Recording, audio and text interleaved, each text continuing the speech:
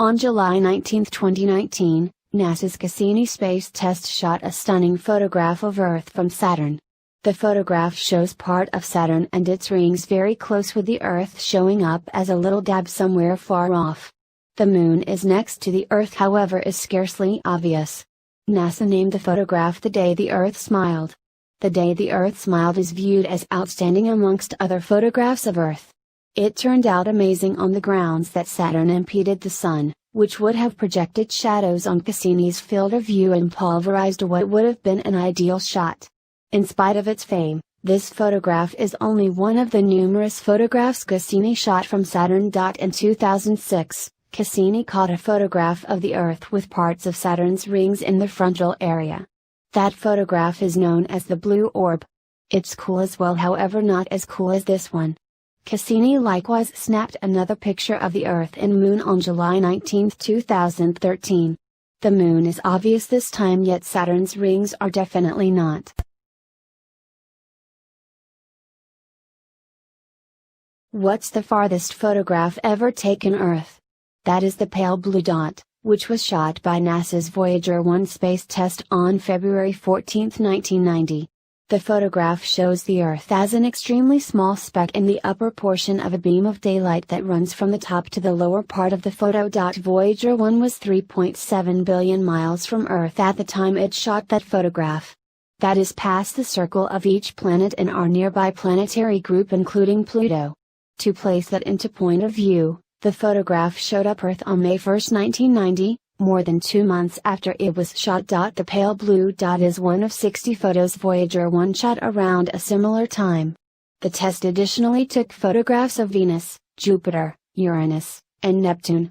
It didn't snap a picture of Mercury on the grounds that the light discharged by the planet was overpowered by the more brilliant light from the Sun. Mars was hindered by daylight, and Pluto was excessively little, dull and inaccessible to be captured. Talking about Voyager 1, the space test is presently in a zone called interstellar space. That is where our Sun's gravitational draw is nearly non-existent. In one sentence, Voyager 1 is no longer in our nearby planetary group.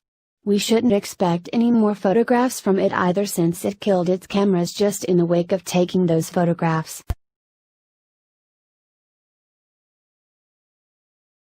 On Christmas Eve 1968, the three-man team of Apollo 8 turned into the principal people to go to the Moon. They didn't arrive on the Moon yet, just circled round it prior to getting back to Earth. In any case, their flight would have an enduring impact, especially on the establishing of natural activism. Environmentalism wasn't generally a thing until Apollo 8 crew member, astronaut William Anders shot a huge photo of the Earth ascending from the Moon. The upper portion of the Earth was splendid blue while the lower half was completely dark, as though it were non-existent. The dry, sun-baked surface of the Moon is noticeable in the foreground. That photograph was named Earthrise despite the fact that it isn't the main photograph of the Earth ascending from the Moon. 3. That honor has a place with a comparative photograph shot 2 years sooner. The picture taker was certainly not a human, yet the Lunar Orbiter 1, a space test NASA sent to consider the Moon. The 1966 Earthrise photograph appears as though Anders' Earthrise, aside from that it was grainy and shot clearly. Little marvel it didn't have a similar impact as Anders' more clear and shaded photograph. On November 13, 2008, NASA delivered a high-goal photograph it made from the 1966 Earthrise. The refreshed photograph looks better despite the fact that it actually needs tone.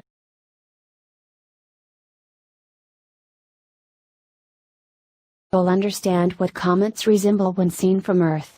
Presently, we should turn that situation around a piece. What does the Earth resemble when seen from a comet? We don't generally have a response to that, however we have a thought. The Earth may appear as though a crescent. The excellent photograph you see up there was shot by the European Space Agency's ESA Rosetta space test in 2009.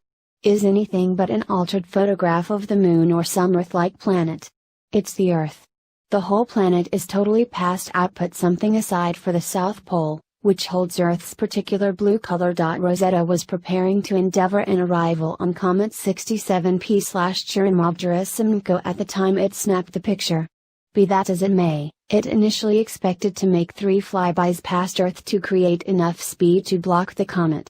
It snapped the picture during its 3rd flyby.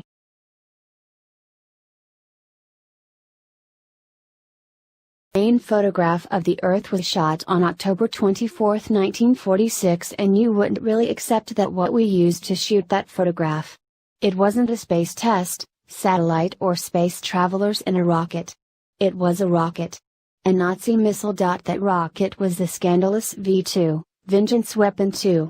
The Nazis built up the rocket during World War II and terminated bunches of it at their essential opponent, the British. Nonetheless, they actually had numerous unused rockets lying around at the time they were defeated. The U.S. military moved those rockets to the White Sands Missile Range in New Mexico, where a few scientists joined a camera to one of them to catch the principal photograph of room. The photograph was shot clearly and shows a piece of the Earth with certain dashes of white mists against the dim space.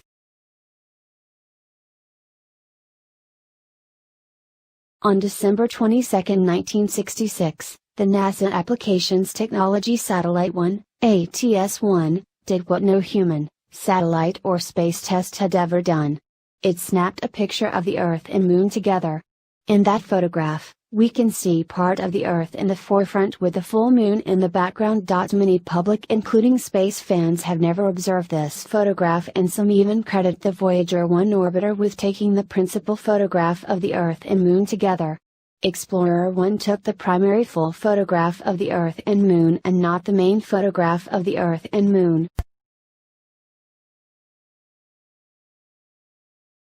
It's few out of every odd time we will see a photograph of Earth from Mars.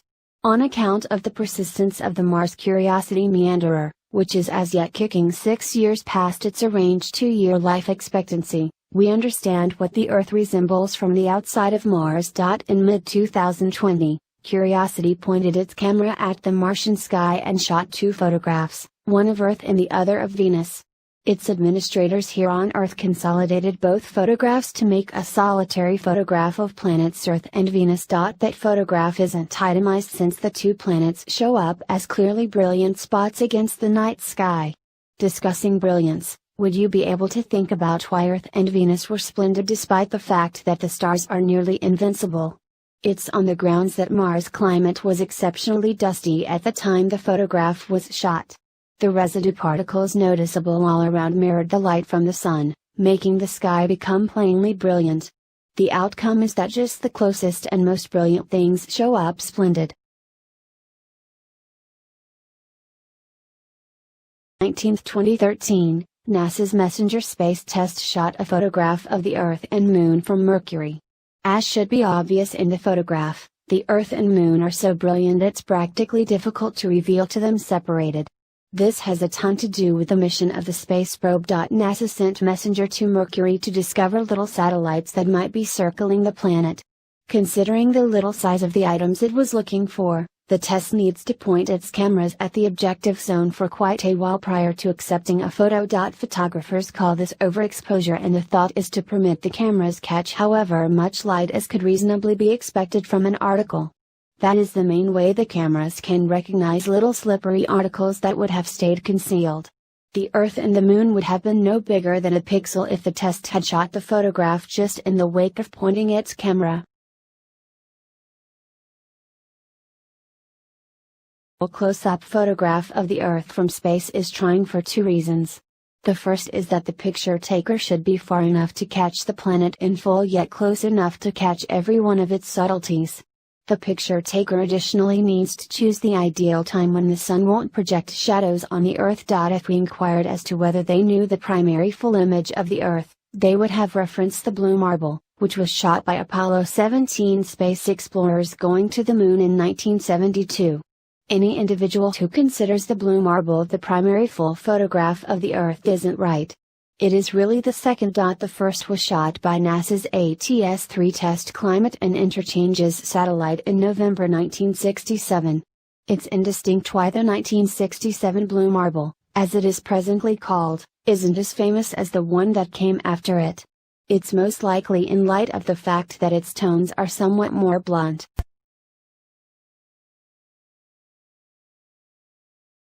The 1967 and 1972 blue marbles we reference in the past section are only two of the many blue marbles out there. The most recent blue marble was shot in 2015 and it's known as the 2015 blue marble. The 2015 blue marble should have been shot before, however was postponed in light of the fact that Republicans and Democrats couldn't locate a center ground. Trouble started in 1998 when Vice President Al Gore uncovered NASA was intending to dispatch a satellite to take a full photograph of the Earth. Conservatives restricted the program and nicknamed the satellite GoreSat, a quip on Al Gore's name. The two players stayed indifferent until George W. Bush became president in 2000. Bush's organization requested that NASA eliminate the cameras on the satellite, however NASA clarified that the satellite and cameras would perform different undertakings separated from taking photographs. NASA additionally explained that the decreased weight would influence the steadiness of the satellite in space. Notwithstanding, the Bush organization demanded and advised NASA to supplant the cameras with sandbags. NASA retired the venture rather since plainly the Bush organization was reluctant to finance it. Advancement possibly continued when Barack Obama became president in 2008. The satellite was dispatched a couple of years after the fact and it snapped the picture in 2015.